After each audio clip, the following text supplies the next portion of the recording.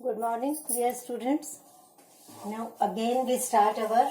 poem, The Fears That Launch 1,000 Ships. We had we had read up to now. यहाँ तक हम पढ़ चुके हैं कि किस प्रकार से उसने हेलन को चाहा था, हेलन आ गई थी, उसने किस करने को कहा था, उसने किस किया, उसे लगा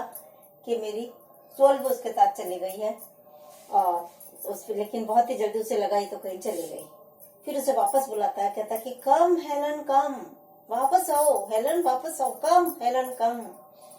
give me my soul again, with your kiss you have sucked forth my soul, क्योंकि तुमने मेरी तो सोल ले ली थी, इसलिए एक बार वापस आ जाओ, मुझे मेरी आत्मा तो मेरी तो कहते ना दिल ले गई, मेरी दिल ले गई, तो वो सोल ले गई, तो कह रहा मेरे वापस दिल दे दो। See where it flies, come Helen, come, give me my soul again, मुझे फिर से मेरी सोल दे दो। Here will I dwell, कह रहा मैं तो यहीं रहूंगा, मेरी इच्छा है। dwell का मतलब क्या होता है? रहना। और here कहाँ? in your lips, तुम्हारे लिप्स में तो मेरे लिए हेवन है, तो here will I dwell, मैं तो यहीं रहूंगा। for मतलब because, क्योंकि हेवन इज, हेवन का मतलब पैराडाइज, पैराडाइज का मतलब स्वर्ग, is in these lips, in lips में तो स्वर्ग है, इसलिए मैं तो यहीं रहूंगा, क्योंकि उसको स्वर्ग, उसको इमॉर्टिलिटी, ये सब चीजें इसलिए दिख रही है क्योंकि उसको दिमाग में है कि very soon I have to die, बहुत ही शीघ्र ही अब मेरा अंत होने वाला, और अंत होने पर मेरा पक्का है कि मुझे हेल में जाना है, इसलिए उसको हेवन के कह रहे मेरे लिए तो अब यही हेवन है, अब तो मेरे लिए यही हेवन है और मैं तो यहीं रहना चाहूंगा। आगे कहता है and all is dross that is not Helen, कह रहा है इस दुनिया में और कुछ है ही नहीं, सब कुछ हेलन ही तो है, तुम्हारे से ज्यादा सुंदर, तुम्हारे से ज्यादा अट्रैक्टिव, तुम्हारे से ज्यादा प्लेजेंट कोई नहीं है, तो सब चीजें बेकार हैं। ऑल इज ड्रॉस, सब, ड्रॉस का मतलब वर्थलेस, फ्यूटाइल, सब वर्थलेस है, जिसकी कोई कीमत नहीं है, वैल्यूलेस है, निरर्थक है। दैट इज नॉट हेलन, जो हेलन नहीं है, हेलन ही तो ही एक धनवान, बाकी सब कंगाल है ना, तो यही एक वेल्थ है, सॉरी यही एक हेवन है, यही एक हैप्पीनेस है, यही एक वैल्यूएबल है, यही एक प्रीशियस थिंग है, बाकी सब तो ड्रॉस है, बाकी सब तो वैल्यूलेस है, बाकी सब तो वर्थलेस है, बाकी सब यूजलेस है। अब फिर से in this lines there is the reference of the story of Helen, जो हमने पढ़ा था कि होमर ने इलियड नामक जो अपनी एपिक पोएम लिखी थी, और जिसमें कि उसने बताया था कि किस प्रकार से हेलन, जो कि स्पार्टा के किंग मेनेलॉस की वाइफ थी, लेकिन वो ट्रॉय के पेरिस के साथ भाग गई थी, तो वो कह रहा है कि आई विल बी पेरिस। तो जिस प्रकार से हेलन उस एपिक पोयम में, उस ग्रीक मिथोलॉजी में ट्रॉय के प्रिंस पेरिस के साथ भागी थी, और पेरिस ने जो रोल अदा किया था, आज मैं भी वही रोल अदा करने को तैयार हूं। तो अब आज वो पेरिस नहीं है, लेकिन I am your Paris, I am your lover, ठीक है, तो I will be Paris and for love of दी,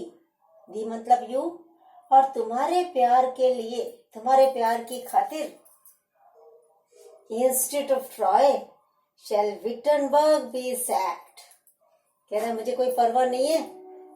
जिस प्रकार से पेरिस का ट्रॉय बर्न कर दिया गया था, पेरिस का ट्रॉय, सैक्ड का मतलब डिस्ट्रॉयड, तो जिस प्रकार से उसको बर्न कर लिया गया था और फिर डिस्ट्रॉय कर लिया गया था। अब हमने जो स्टोरी पढ़ी थी, ये जो डॉक्टर फॉस्टर्स है, ये जर्मन स्कॉलर है, और ये विटनबर्ग की यूनिवर्सिटी में पढ़ा था, विटनबर्ग में रह रहा था, ठीक है, तो यहाँ पे विटनबर्ग ट्रॉय के समान है, पेरिस डॉक्टर फॉस्टर्स के समान है। वो कह रहा है कि आई विल बी पेरिस, मतलब कि अब तुम्हारा पेरिस नहीं है, लेकिन मैं तुम्हारे लिए पेरिस बनूंगा, तुम्हारा लवर बनूंगा। एंड फॉर लव ऑफ दी, और तुम्हारे प्यार के खातिर इंस्टेड ऑफ ट्रॉय, ट्रॉय के बजाय shall Wittenberg be sacked, Wittenberg भी डिस्ट्रॉय हो जाएगा। And I will combat with weak Menelaus, क्योंकि मेनेलॉस तो वीक था, कमजोर था, तभी तो पेरिस के साथ, पेरिस तुम्हें भगा के ले गया था, तो मैं भी उतनी बोल्डनेस के साथ, मैं भी उतनी वीरता के साथ तुम्हें भगा कर ले जाऊंगा। और जब मेनेलॉस आएगा, जब ग्रीक लोग आएंगे, तो मैं तो लड़ाई कर लूंगा वीक मेनेलॉस के साथ, जो तुम्हारा हस्बैंड है। And wear the colours on my plumed crest, ये यूनान में एक रिचुअल था, एक प्रैक्टिस थी कि जब जब भी कभी आपने कोई सी युद्ध में विक्ट्री हासिल की है, जीत हासिल की है, या आपने किसी क्षेत्र में कोई उपलब्धि, अचीवमेंट हासिल किया है, तो आपको एक फेदर मिलता था जिसे कि आप अपनी कैप पर लगाते थे, अपने सिर को सजाते थे। तो जब मैं उस क्षेत्र में तुम्हारे को जीत लूंगा, तो आई विल वेयर, मतलब आई विल पुट ऑन, मैं पहन लूंगा दाई कलर्स, तुम्हारे colours of winning you on my plumed crest, on my feathered top, मेरे फेदर्ड क्राउन में मैं तुम्हारा भी प्लूम, मैं तुम्हारा भी फेदर लगा लूंगा, तुम्हारा भी कलर लगा लूंगा, which will be symbol, which will be emblem, जो कि एक प्रतीक होगा कि मैंने तुम्हें जीत लिया है, और तुम्हारे पीछे जितने भी तुम्हारे हस्बैंड और तुम्हारे दूसरे लोग आए थे, उनको मैंने हरा दिया है। ये मतलब yes, I will wound Achilles in the heel, इसी प्रकार की एक स्टोरी है एचिलस की, कि जो एचिलस था उसकी की पूरी बॉडी जो थी वो इनवल्नरेबल थी, इनवल्नरेबल विच कांट बी अटैक्ड, कहीं पे भी मार दो, जैसे अपने रावण का था ना, कि रावण को कितना भी मार दो लेकिन उसके लगते को उसके वहां पे पेट में विष की थैली थी, उसी प्रकार से एचिलस के भी हील, पैर, ये जो हील होती है एडी नीचे, उसमें जो था एक वही पार्ट ऐसा था जिस पर कि मार करके उसको मारा जा सकता था, अदरवाइज पूरी बॉडी बस कहीं भी मार लो वो मरेगा नहीं। तो कह रहा है कि जिस प्रकार से पेरिस ने एचिलस को हील पे मार करके उसका अंत किया था, मैं भी इसी प्रकार से एचिलस का, ये सब रेफरेंसेस उसने ओविड के, होमर के इलियड से लिए हैं। तो यस, आई विल वुंड, मतलब कि हर्ट, मैं अटैक करूंगा, घायल करूंगा एचिलस को इन द हील, मार दूंगा, मैं लड़ाई कर लूंगा तुम्हारे से, तुम्हारे जितने भी योद्धा आएंगे ग्रीस से। And then return to Helen, लेकिन मैं फिर से वापस हेलन के पास आऊंगा फॉर अ किस,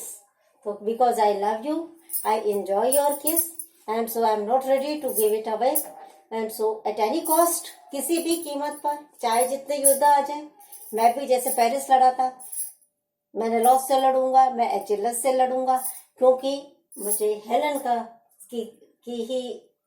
कंपनी चाहिए, और हेलन के लिप्स में मेरे लिए हेवन है, इसलिए आई विल ड्वेल हियर, मैं तो हमेशा हमेशा यहीं रहूंगा, क्योंकि तुम्हारे इन लिप्स में मेरे लिए हेवन। अब इसके थोड़ा 6 लाइन्स और है जो नेक्स्ट वीडियो में करेंगे। Thank you.